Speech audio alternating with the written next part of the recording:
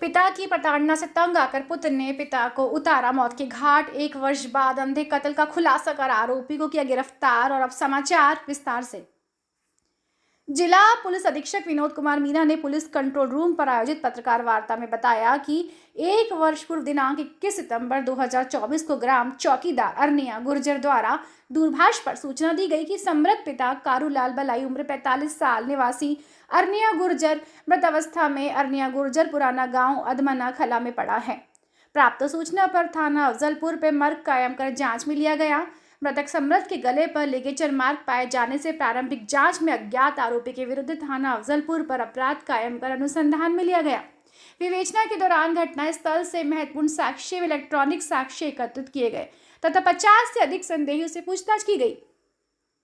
जांच में कोई बाहरी व्यक्ति की शंका नहीं होने पर तथा साक्षी दिनेश पटवारी द्वारा घटना दिनांक को मृतक समृत बलाई व परिवारजनों का विवाद होना बताया गया।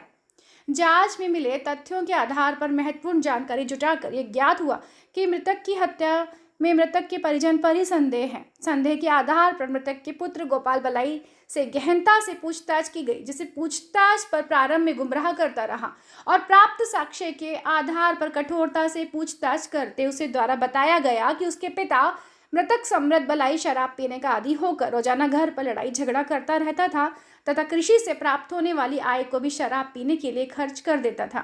मेरी माताजी व परिवार के सदस्यों के साथ आए दिन मारपीट करते रहते थे।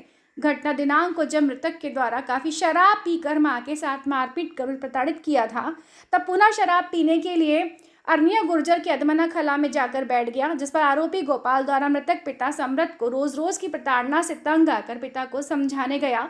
जब विवाद बढ़ने के कारण रोज रोज की प्रताड़ना से तंग आकर रस्सी से गला घोंटकर मृतक समृत बलाई की हत्या कर दी। पुलिस ने 1 वर्ष बाद आरोपी गोपाल पिता समृत बलाई उम्र 24 वर्ष निवासी ग्राम अरनिया गुर्जर थाना अफजलपुर को गिरफ्तार किया।